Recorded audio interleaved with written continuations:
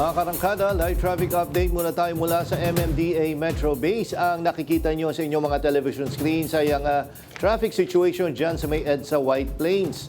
Yung nakikita nyo maraming tao, yan yung kahabaan mismo ng kalye doon sa White Plains. At hindi yan doon sa may EDSA part kasi talagang medyo naglagay na sila ng concrete barriers dyan sa panulukan ng White Plains at ng EDSA para nga hindi na mag-spill over at matakpan yung mga natitirang linya sa EDSA. Kaya sa mga oras na ito, although slow-moving ang mga sakyan ay nakakadaan naman ngayon yung northbound lane ng EDSA, yung mga nanggagaling ng Mandaluyong, nanggagaling ng Makati at papasok ng Quezon City. July 1, 2026, Miyerkules. Nasa ikalawang araw na ng rally ng Iglesia ni Cristo sa EDSA, kaya marami pa ring motorista ang napeperwisyo. Mamaya kumuha tayo ng live update sa sitwasyon doon. Kasama niyo pa rin kami sa mga kwento ng bayan at lakas ng masa. Ako si Nina Corpus. Bawat komento, pulso ng bayan, importante yan sa amin. Bawat issue, dadaanan natin yan. Kaagapay nyo kami sa mga usaping hindi dapat palampasin. Live tayo sa DZMM Radyo Patrol sa Istrenta at lahat ng FMR station sa buong Pilipinas. Gayon din sa Signal TV, Channel 31. Ako, si Jack Batallones. Ito ang Arangkada Balita. Ikalawang araw ng malawakang kilos protesta ng Iglesia ni Cristo sa EDSA, nagdulot pa rin ng abala sa mga commuter at motorista. Malacanang, tuloy ang trabaho sa gitna ng rally. Pangulong Ferdinand Marcos Jr. nakatakdang pumunta sa Canada para sa official state visit. Senado, nakababala laban sa nihilistic violent extremism networks na umano'y nagkalat sa online gaming platforms. Ika-10 taon ng paglulunsad ng Oplam Double Barrel, inalala ng mga pamilya ng EJK victims. Alex Yala, matagumpay na umabante sa second round ng Wimbledon. Mahigpit pa rin binabantayan ng mga pulis ang ikalawang araw ng rally ng mga miyembro ng Iglesia ni Cristo sa EDSA. Ayon sa mga otoridad, pinahihintulutan doon ang mga rallyista hanggang alas 8 ng gabi. At live mula sa EDSA, may umaarangkadang balita, si Justin Ignacio. Justin. Ninya na itala sa 6,000 ang bilang ng mga tao na narito ngayon sa People Power Monument. Ngayon ang ikalawang araw ng rally ng Iglesia ni Cristo matapos silang makakuha na ng permit. Ayon kay retired Police Brigadier General Elmo San Diego, Department of Public Order and Safety Head ng Quezon City, nagkapirmahan ng Memorandum of Undertaking ang kanilang hanay at ang isang representative mula sa organizer ng INC. Kaugnay ito sa inilatag na parameters na napagkasunduan kung bakit sila binigyan ng permit at ang mga dahilan para kanselahin ang kanilang permit. Ayon kay San Diego, simula alas 8 nitong umaga hanggang alas 8 mamayang gabi ang pinahihintulutang oras ng QCLGU. Una umanong humiling para sa 3 araw na permit ang INC pero giit ni San Diego, hindi nila ito maibibigay ng dire-diretso. Titingnan namin kung maganda yung progress ng rally na ngayon. Kung tingin ko kaya pa namin na i-secure, i-extend natin kung kailangan. Ayon naman kay QCPD spokesperson Police Major Jennifer Ganaban, kabilang sa mga napagkasundoan na dapat alisin ng mga rallyista ang kanilang mga sasakyan na nakapark sa kahabaan ng White Plains at EDSA para lumuwag ang daloy ng trapiko. Pinapaigting din anya ang kanilang monitoring para agad na marespondihan ng mga kapulisan kung sakaling may mangyaring aberya. Ninya sa pinakahuling ulat na itala sa 2,500 ang bilang ng mga pulis na nakadeploy dito sa People Power Monument para matiyak ang kapayapaan at kaligtasan sa lugar. Sinabi rin ni Police Major Ganaba na kung sakaling hindi tumupad sa usapan ang mga rallyista na hanggang alas 8 lang sila mamayang gabi, ipapatupad pa rin nila ang maximum tolerance at pakikiusapan ng mga organizer na mapayapang mag-disperse. Ninya? Okay, so Justin, yung sitwasyon mismo sa EDSA, no, ilang lanes ang nagagamit ngayon? Yes, Ninya, sa ngayon nagagamit na ang 3 lane sa may EDSA, kaya yung daloy ng mga sasakyan o yung trapiko ay mas tuloy-tuloy na sila, mas nakakadaan na yung mga sasakyan kumpara noong kahapon. Pero gayon pa man ay mabagal pa rin ang takbo nito. Ninya? O, tas yung nakita kong picture dyan ng White Plains or yung video na hanggang saan yung crowd na yon? From EDSA hanggang dun sa dulo. Yes, from EDSA Ninya hanggang dito sa ito nga kalagitnaan ng White Plains, no. Hindi naman hanggang dito sa kalagitnaan ng kahabaan ng White Plains bago ito dito sa may Camp Aguinaldo Gate 5, bago pa makarating dito, doon pa sa bandang unahan hanggang doon yung crowd na kung saan yung mga rallyista. Ninya? Oo, at yan yung parang hanggang Temple Drive, yung nakikita natin, na dami ng tao. Marami yan, pero mas kaunti ito kumpara ba sa kahapon, Justin? Yes, Ninya. Yung nandito hanggang sa Temple Drive, may mga tao pa rin na nandito, Ninya. Kadalasan ng mga nandito, itong mga nakapark na sasakyan. Nakita din natin kanina dito sa may kahabaan ng White Plains ay nilagyan na rin ng MMDA ng barrier, no, para mas maluwag o mas maayos yung daloy ng sasakyan. Kaya dito sa kahabaan ng White Plains, isang linya lang yung mga sasakyan na papuntang EDSA at saka yung papuntang Temple Drive yung pwedeng madaanan ng mga sasakyan. Ninya? Okay, maraming salamat, Justin Ignacio.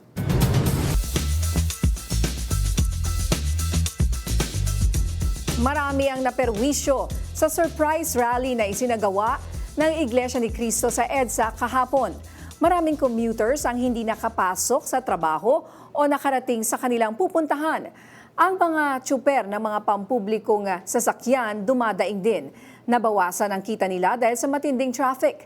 At ngayon makakausap natin si Ka Obet Martin, ang National President ng Pasang Mazda. Magandang hapon po, Ka Obet, at welcome sa Arangkada Balita. Magandang hapon, Ma'am Ninya, at sa Arangkada Balita, isang magandang hapon po sa ating lahat. Okay, Ka Obet, kahapon idinaing ng mga miyembro ninyo ang matinding traffic dahil sa rally ng INC. Ngayong ikalawang araw ng kanilang rally, may nagbago ba o matindi pa rin ang traffic? Well, meron pa rin ng traffic pa rin, nakakagawa pa rin ng pagsisikip ng trapiko. Nga ho, nakakausap ko na si General San Diego, okay na, hanggang alas 8 na lang daw humami ang gabi yan. Kanya yung akin naman, Ma'am Ninya, una po sa Arangkada Balita, alam mo tayong problema, magpahayag sila ng kanilang nararamdaman through a peaceful rally. Pero ang hinihiling ko po sa organizer ng INC, respeto ko po ang kanilang relihiyon, pero dapat siguro ang mga organizer, inayos din po ang kanilang hanay na huwag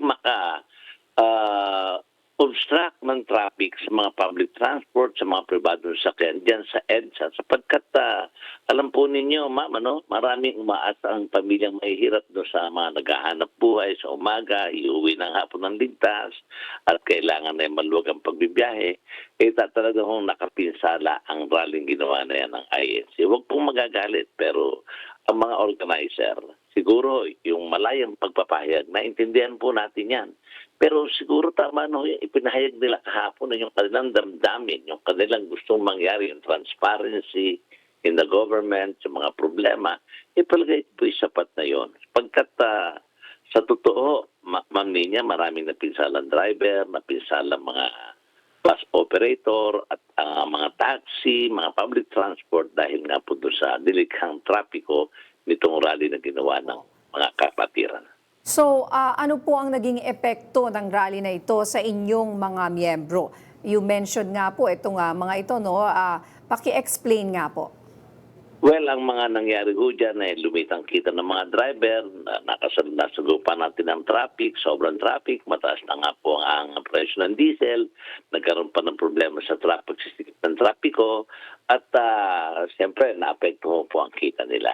Kanya, ito ay isang pakiusap na muli kung sakalit darating ang pagkataon, meron na naman sila mga layunin ganito o programang ganito, isaayos lang po ng organizer. Nananawagan din po ako sa kapatiran, Ma'am Ninya, through your station na Arangkada Balita na pwede naman yung peaceful rally na huwag nang makaabala sa kalye para naman po ang ating mga kababayan ay makapaghanap buhay ng matiwasay at katakot-takot na nga po ang problema natin, problema ng Senado, problema ng Kongreso, problema ng langis, world market. Sana po maibsan yan at mag-usap lang ng maayos kung ano man po ang kanilang mga layunin. Kasi parang meron po tayong nababalitaan na humihirit ang mga organizer na payagan pa silang magtipon ng ilang araw at parang more than 8 p.m. ang kanilang hanggang 8 p.m. lang po ang kanilang permit, ano? Pero papaano kaya kung ito ay humaba pa at tumagal ng ilang araw pa, Ka-Obet?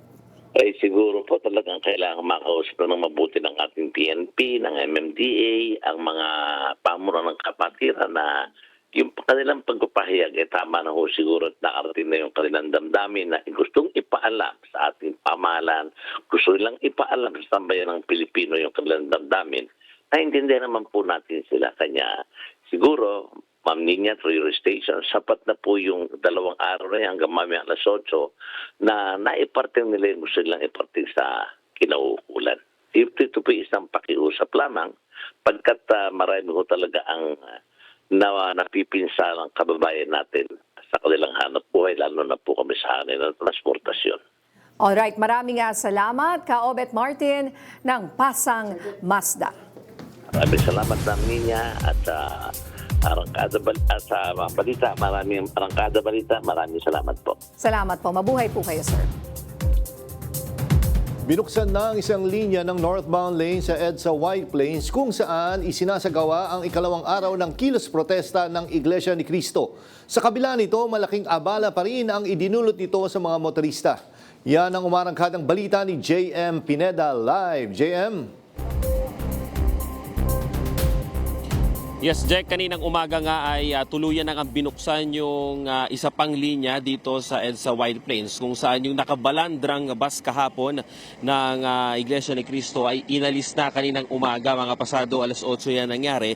At isa yun sa dahilan kung bakit bahagyang lumuwag yung traffic dito sa bahagi ng EDSA White Plains. Pero nung nilakad natin, yung banda dun sa may pagbaba ng flyover, banda sa may Ortigas, ay nandun pa rin yung buntot ng traffic dahil pahirapan pa rin makapasok. Dahil nga usually, itong EDSA White Plains ay nasa 4 na linya dapat para dun sa mga private cars at para naman sa EDSA bus. Pero ang nangyayari nga, nagsisiksikan sila dun sa 3 linya lamang. Isa ang TNVS driver na si Alejandro sa inabutan ng buntot ng traffic sa EDSA kahapon dahil sa ginawang pagtitipo ng mga miyembro ng Iglesia ni Cristo sa People Power Monument. Gate nito, naging pabigat para sa kanilang mga naghahanap buhay ang pagharang sa EDSA ng mga sasakyan.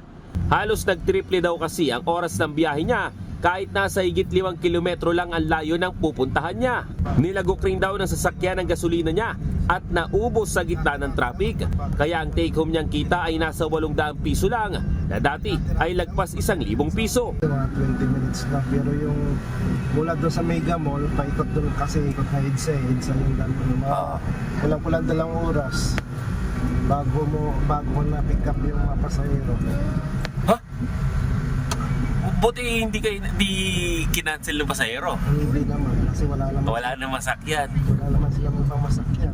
Si Kathaldo naman, Nalalamove rider, nagulantang na hanggang ngayon daw ay masikip pa rin pala ang kahaba ng EDSA Ortigas hanggang EDSA White Plains.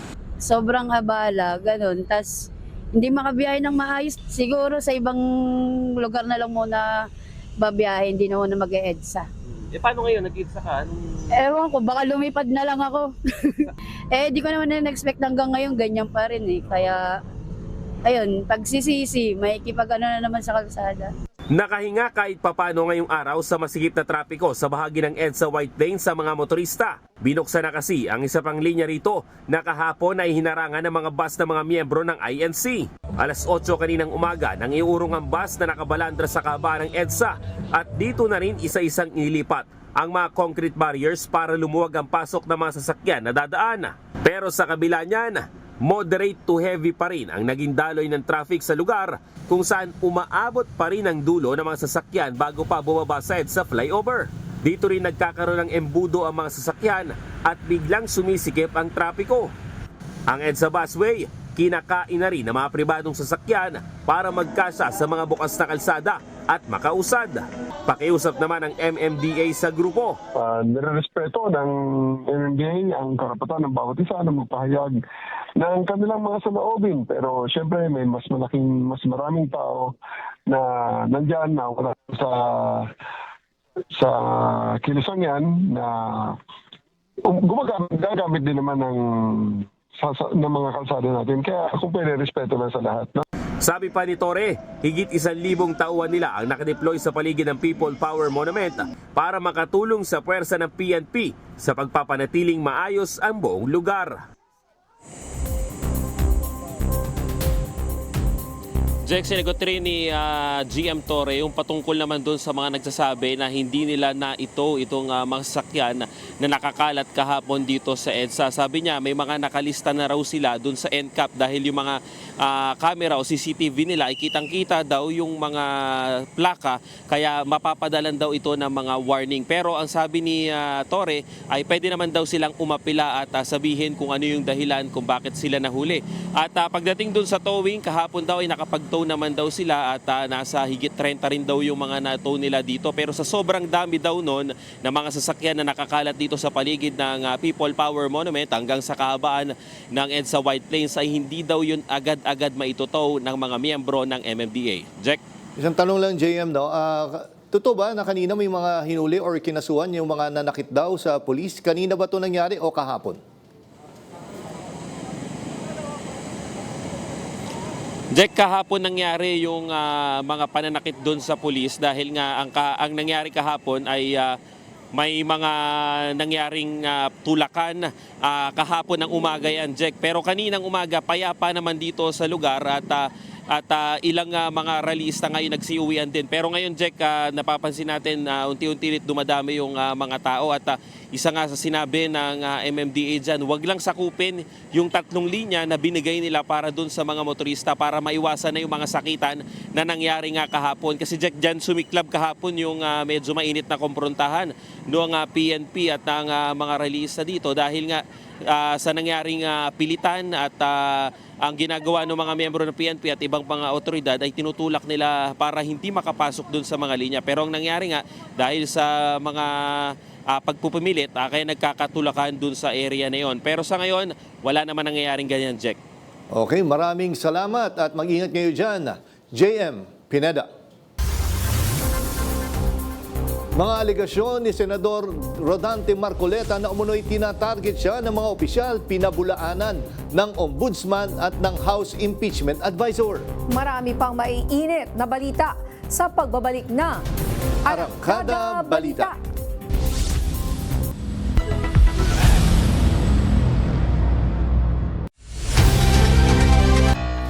Kayo ay nanonood sa PRTV Prime Media.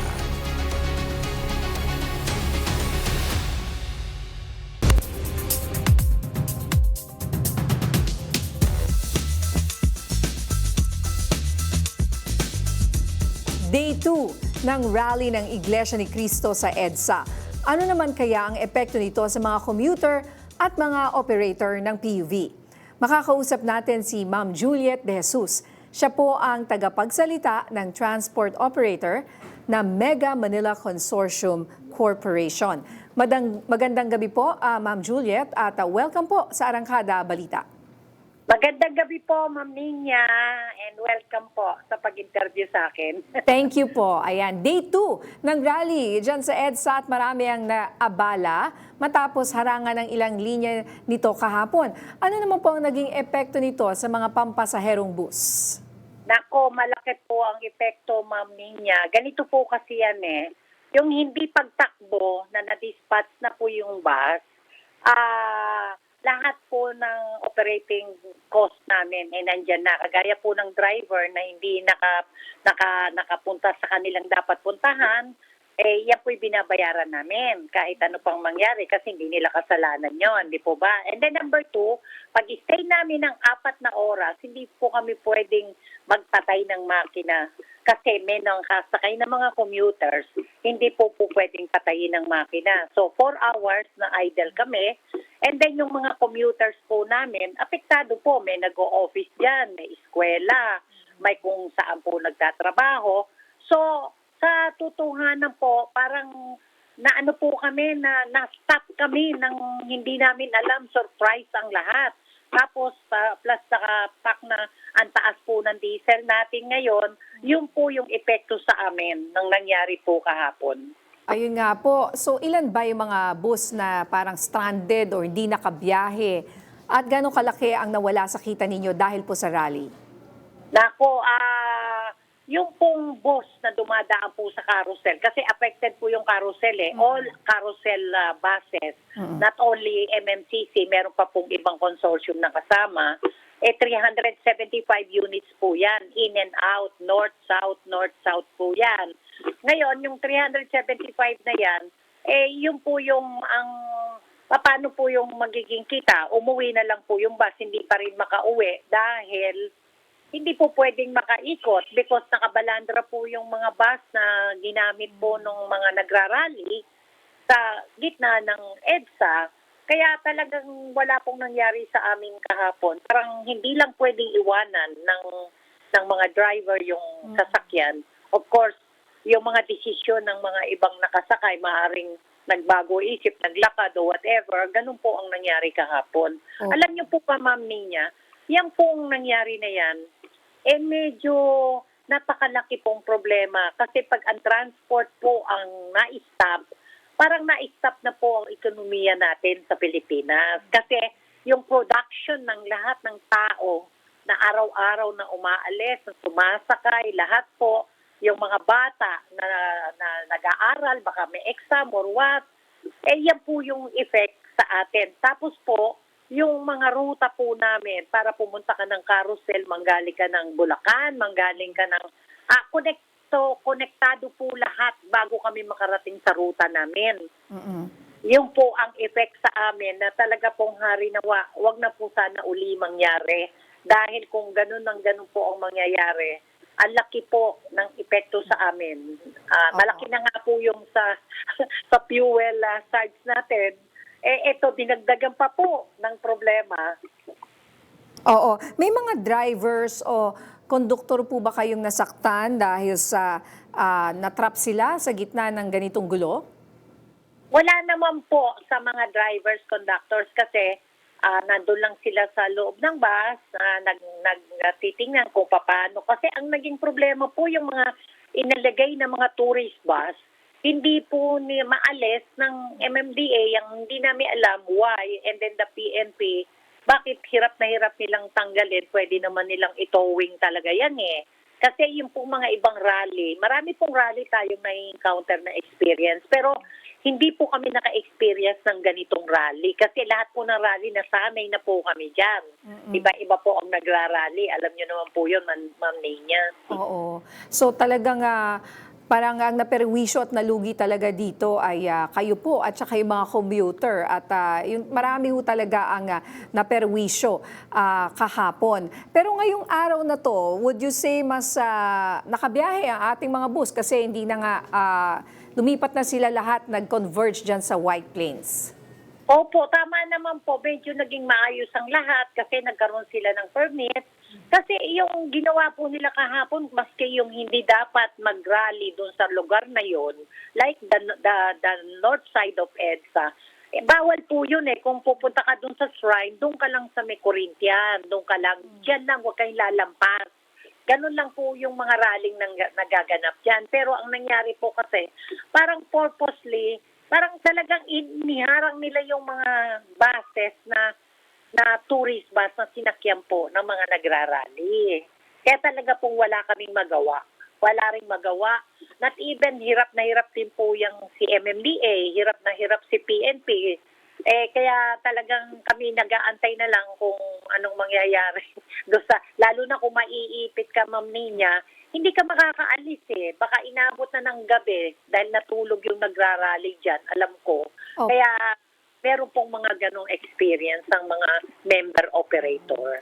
At may panawagan po ata na gusto pa nilang magkaroon ng ikatlong araw na rally. Ano po ang panawagan ninyo sa kanila naman? Ako naman po, Ma'am Ninya, ang panawagan ko lang po sa nagrarally, meron kayong karapatang i-voice out kung ano man po yung nararamdaman ninyo.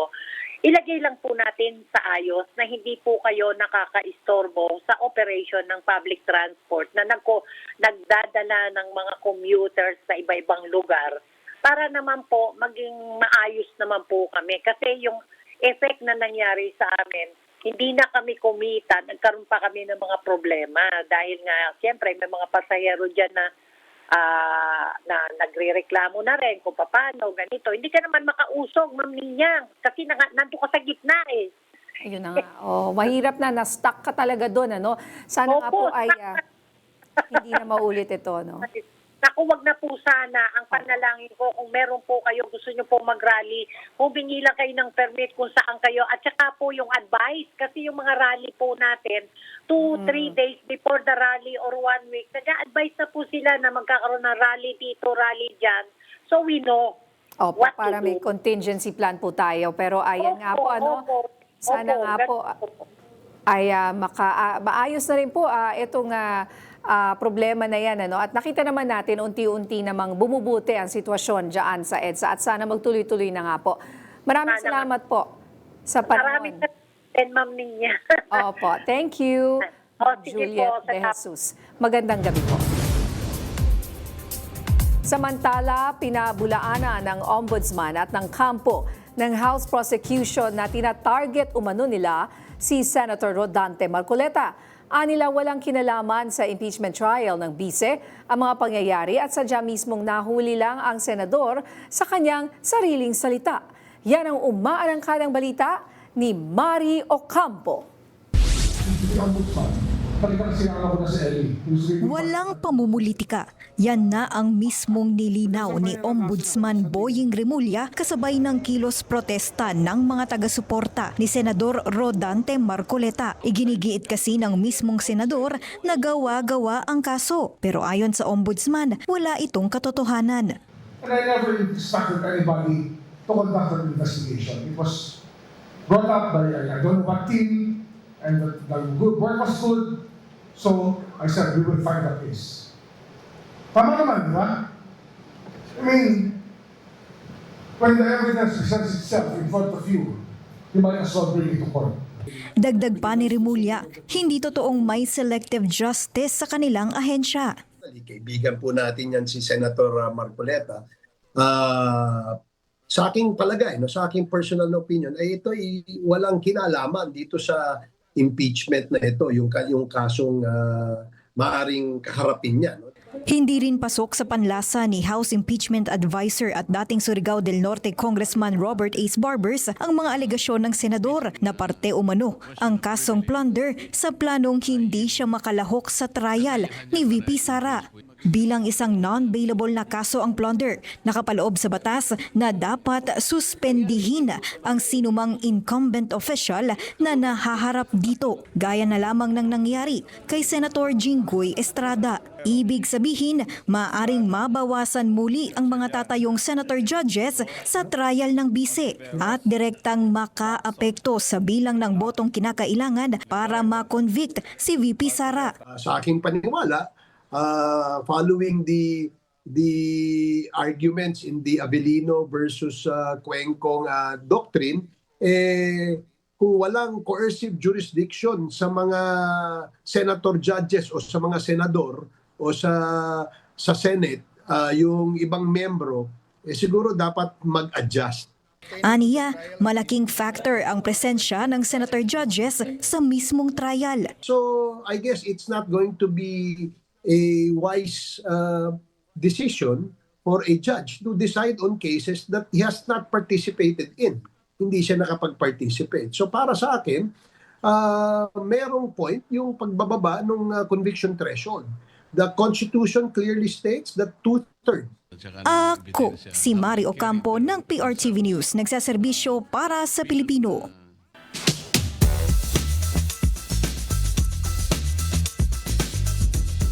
Marami ang nagulat at naperwisyo dahil sa isinagawang rally ng INC sa EDSA humigit kumulang 1 linggo bago magsimula ang impeachment trial ni Vice President Sara Duterte. Konektado kaya ito? Pag-usapan natin yan kasama ang public interest at human rights lawyer at syempre isa sa mga host ng With Due Respect, si Attorney Dino De Leon. Magandang gabi, Attorney Dino, at welcome back sa Arangkada Balita.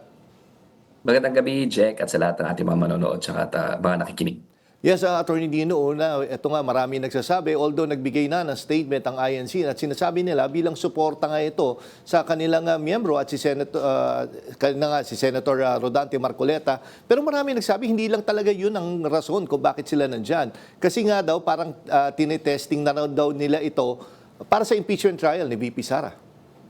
Well, una, siguro para sa mga kapatid natin sa Iglesia ni Cristo, tingnan siguro natin kung tayo ay nagpapagamit at ginagamit ng mga politiko at para sa politika sa Pilipinas at para pigilan yung pananagutan. No? So nagtataka lang ako, dalawang bagay. Una, hindi ba isa sa doktrina sa Iglesia ni Cristo dapat hindi umaanib sa politika yung kahit na sinong iglesia? In fact, marami na nga mga natiwalag dyan noon na mga miyembro ng Iglesia ni Cristo pagka sumaanib sila sa politika. Bakit exception si Rodante Marcoleta at bakit bumabakas yung Iglesia ni Cristo kay Rodante Marcoleta na siya mismo naman ang umamin na tumanggap siya ng 75 million pesos nung siya ay congressman at yan ay matuturing plunder, hindi ba dahil sa ating mga batas na pag kumukuha ka ng gifts part yan ng ill-gotten wealth, lalong-lalo na kung nakaupo ka bilang isang public official, no? So bakit ito pumapayag ang ating mga kapatid sa Iglesia ni Cristo na magpagamit at mapigilan ang pananagutan? Okay naman sa atin ang sinasabi nila,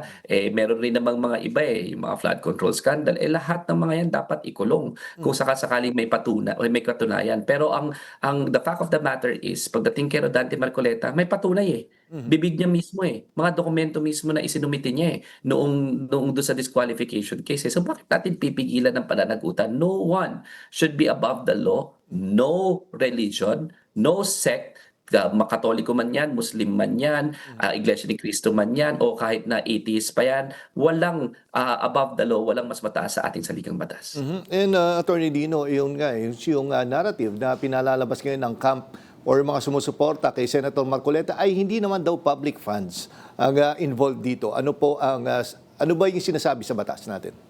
Well, malinaw doon sa sinasabi sa batas, yun yung isang way of committing plunder pag public funds. Pero may pangalawang way doon sa ating batas, no? And malinaw na malinaw yan, di ba? Ang sinasabi sa ating batas, number 2, no? Section 1D ng plunder law, receiving directly or indirectly kickbacks, commissions, or other monetary benefits. So kasama dyan yung regalo o yung donasyon, lalong-lalo na kung nakupo ka sa opisina. So it is of no moment na public funds yan. Pero tinan mo kung sinasabi lang diyan public funds. So nag-agree kayo na tumanggap si Rodante Marcoleta ng 75 million habang nakaupo siyang congressman. Hindi ba krimen pa rin yun kahit anong mangyari? Bakit tayo magda-rally dito sa EDSA para mapigilan yung ganyang malalang krimen at malalang unethical act, no? So okay sa inyo na lahat ng ating mga public officials kumukuha ng regalo ng limpak-limpak at milyon-milyon ng salapi. Sabi ko nga kahit napansit malabon lang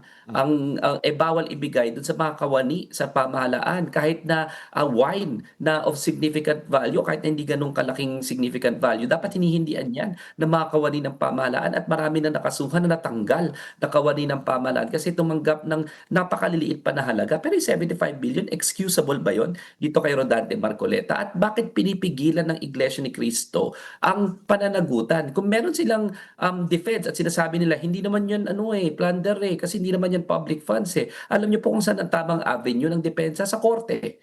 Hindi po yung pipigilan natin yung rule of law from taking its place. The fact of the matter is, malinaw sa batas na pag kumuha ka ng mga ganyang regalo of significant value while you're an officer, that is tantamount to plunder at explicit yan dito sa plunder law, no? So kung meron silang pag-aalinlangan sa batas, bring it to court, not block EDSA. Huwag niyong i-inconvenience ang sambayan ng Pilipino para protektahan ang isang tao na kailangan harapin naman ang batas, no? Asan ba talaga ang gusto natin? Di ba isa lang ang ating saligang batas, isa lang ang ating ang bansa na dapat may rule of law. Bakit pinipigilan ang pagharap ni Rodante Marcoleta sa accountability? And Attorney Dino, no, tuwing na-interview ko kayo tungkol dito sa mga kilos protesta, na alam ko na isa kayo sa mga lagi yung sinasabi na karapatan ng kahit na sino na ipahayag ang kanilang saloobin laban sa gobyerno or kung ano man yung mga reklamo po nila. Pero dito sa nakita yung ginawa ng INC na biglaan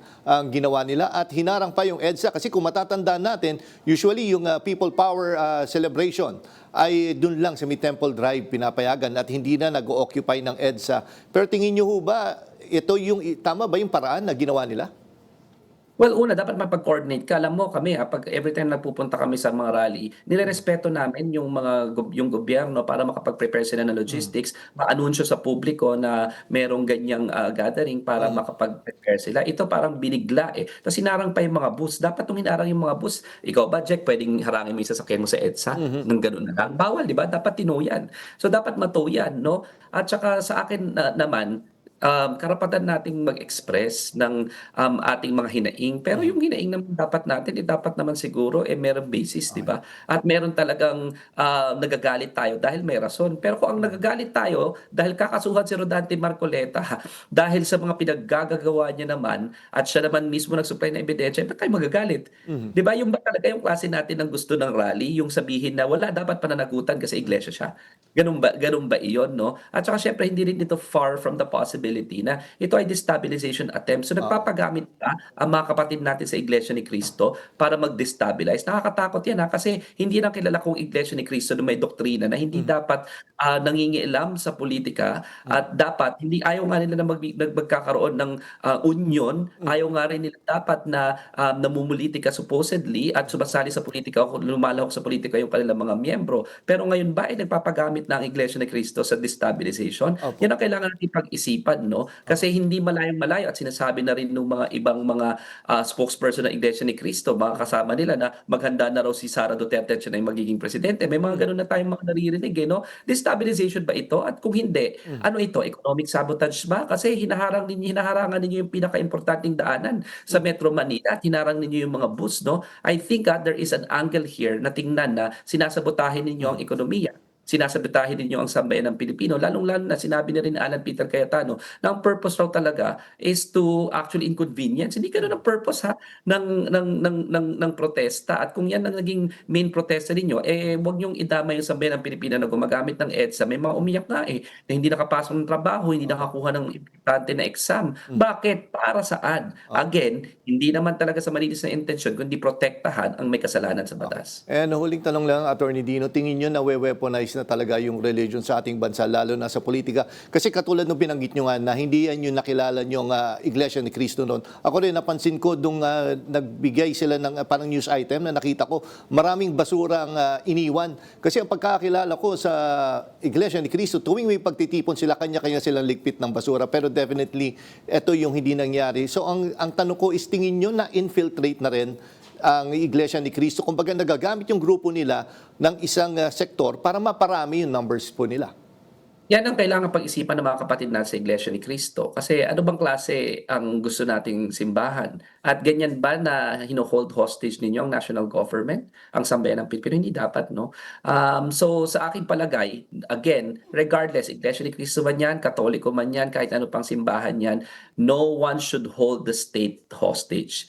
Ginagawa lamang ng mga ito, yung mga trabaho nila, kasi trabaho nila na tugisin yung mga corrupt, yung tugisin yung mga tiwali. Bakit tayo magbibake ng exception to the rule just because iglesia labang sila? No? So, at sa aking mga kapatid sa Iglesia ni Cristo, pag-isipan natin, no, papayag ba tayo na nagpapagamit tayo sa mga ganito? No? Ito ba ang gusto natin na moralidad? Ito ba yung gusto nating ipamalas sa ating mga salinlahi, sa inyong mga anak, na dapat merong mga tao na hindi pwedeng mapanagot sa batas? At gusto ba natin na ganyan tayo, sasabotahihin natin ang national government, ang sambayan ng Pilipino, just because hindi tayo nasusunod. Pag-isipan natin mabuti yan. At yes, I agree with you, Jack, na maraming instances na yata nagagamit not as a force for good ang mga simbahan, ang mga relihiyon. Kaya kahit tayo mag-ingat din, at just because kasapi tayo, hindi ibig sabihin nawawala na ng ating personal agency para questionin. No? Ganyan din naman sa simbahan katoliko, ganyan nagsimula ang Protestant movement, di ba? Pag may excesses ang ating sariling relihiyon,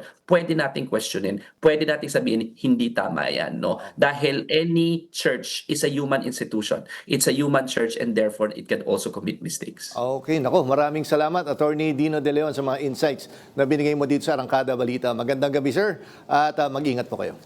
Magandang gabi at see you again. Sige po. Isang dekada na ang nakalipas mula nang ilunsad ang Oplan Double Barrel sa ilalim ng Administrasyong Duterte. Dito nagsimula ang madugong drug war na kumitil ng mahigit 6,000 tao. Yan ang umaarangkadang balita ni Naomi Tiburcio. Eksaktong Hulyo 1, 10 taong nakakaraan nang ilunsad ang Oplan Double Barrel ng Philippine National Police sa pangunguna ni dating PNP Chief at ngayon Senador Ronald Bato de la Rosa. Sa ilalim nito, ipinatupad ang tokhang na layuning katukin sa kani-kaniyang bahay ang mga drug user at drug dealer para hikayating sumuko sa otoridad. Pero sa unang araw ng implementasyon nito, umabot sa 39 ang naitalang drug-related killings ayon sa Philippine Center for Investigative Journalism. At matapos ang 6 na taon, lumobo ito sa 6,000 ayon sa Philippine Drug Enforcement Agency. Sa ika-10 taon ng Oplan Double Barrel o mas kilala bilang War on Drugs, mag-iisang taon nang nakapiit sa International Criminal Court sa The Hague, Netherlands, si dating Presidente Rodrigo Duterte habang hinihintay ang kanyang paglilitis para sa crimes against humanity. Ngayong araw nagsagawa ng candle lighting ceremony ang pamilya ng mga biktima ng extrajudicial killings at ng mga human rights group para sa mga biktima ng EJK sa bantayog ng mga bayani. Panawagan nila ang tuluyang pagpapanagot sa lahat ng mga nasa likod ng pagbatay noong War on Drugs. Ayon sa legal representative ng mga biktima ng War on Drugs, nagpahiwatig ang presiding judge ng ICC na maaari na magpakita si Duterte sa susunod nitong status conference sa Setyembre matapos ang ilang beses sa pagpapaliban sa pagdalo sa mga pagdinig. Nakalatag na po yung mga reports na kakailanganin po ng trial chamber. Kaya may expectation po na physically present po si Mr. Duterte sa September status conference hearing. Ako si Naomi Tiburcio ng PRTV News, nagseserbisyo para sa Pilipino. Sinimulan na ng Senado ang investigasyon tungkol sa nangyaring pamamaril sa eskwelahan sa Tacloban noong nakaraang linggo. Yan ang umaarangkadang balita ni Angela Babad. Kung pwede, pababaan yung edad na pwedeng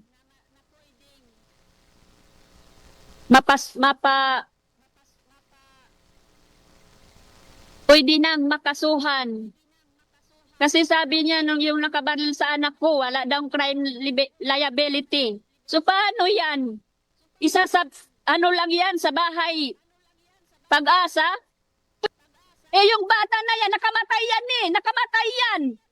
Nakamatay yan ang tao. So ano? Ibababahay Pag-asa lang yun? Hustisya at pagbabago sa batas. Ito ang emosyonal na hiling ng ina ng isa sa mga biktima ng pamamaril sa Tacloban. Sa pagdinig, lumabas na pwersahang nakuha ng suspect na si alias Nash ang armas ng kanyang tiyahin na isang pulis. Nash unlawfully entered my own house. He forcibly damaged my locker. It was locked. And my house was locked as well po. Tila natuto rin si Nash kung paano gamitin ang armas nang minsan itong maisama sa firing range ng kanyang tita. Bagay na dahil umano sa kagustuhan nitong maging pulis. Pero ang mas nakababahala, ang paglaganap ng nihilistic violent extremism kung saan ginagamit ng mga adult groomer ang internet para hikayatin sa karahasan ang kabataan. Ayon sa PNP Anti-Cybercrime Group, noong 1 taon pa sila nagsasagawa ng rescue operations sa mga menor de edad na na-recruit sa mga online subgroups tulad ng 764 at No Lives Matter sa ilalim ng tinatawag na true crime community. So, dito po, una, may 3 phases kaming na-find out or napag-aralan that children who are interested in online gamings. Ang una po ay nagkakakilala, they enter into a group kung saan naglalaro lang muna. But then, itong mga groomers, if they identify a person who is lonely, engage in friendly conversation, after po na na-convey itong potential victim, they will migrate to other social platforms. Hindi lamang sa Pilipinas lumalaganap ang nasabing pagkilos. Global na ang reach ng 764. Sa Canada, dinesignate na ito bilang terrorist group. Sa US naman, tinawag na ito ng FBI at the Department of Justice nila na isang national security threat. Naglabas na ng babala ang FBI sa mga magulang para rito.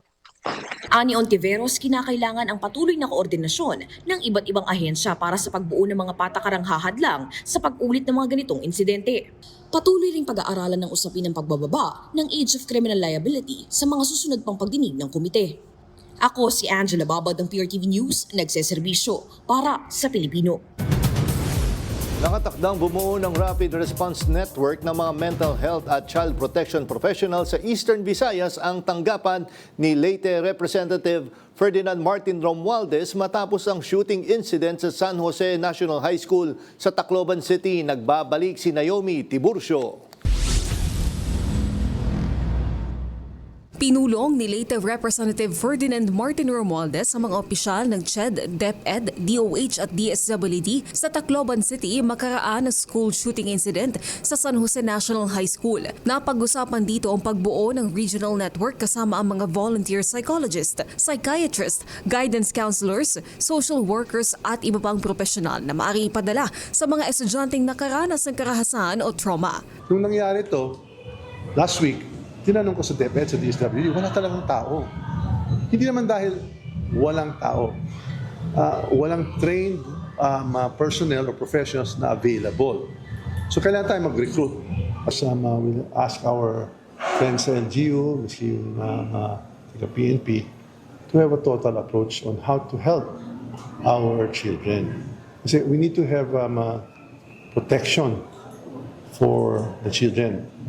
There are also other issues like for their mental health.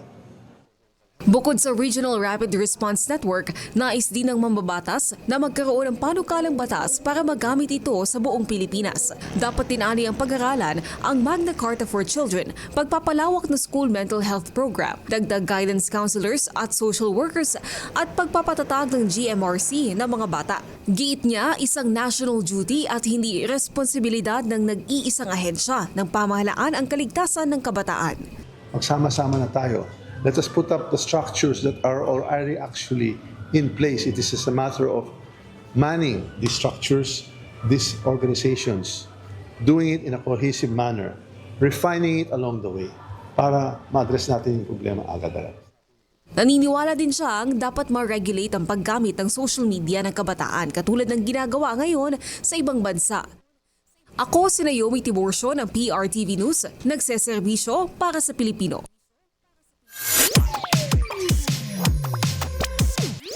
Heto na nga ang latest na umaarangkadang showbiz balita. Agad nating nakatsikahan sina JM Ibarra at Fiang Smith para sa bago nilang proyekto. Ngayon nga, todo pagpupromote ang dalawa para sa lang kauna-unahang microdrama series. Ang buong detalye, now na sa Joy Hot Exclusives. Sa panayam kamakailan sa DZMM, ikwinento ni JM at Fiang na wala silang ideya na may mananalo pala as Best Promposal sa katatapos lamang na Star Magical Prom. Sila din ang itinanghal na Prom King and Queen. Para sa akin, para kay Fiang, hindi to para sa prom. And kasi nabanggit ko rin na hindi ko talaga gusto mag-prom. Ayokong umatin ng prom kasi parang pakiramdam ko, tanda ko na dyan eh. Hindi naman ako teenager eh.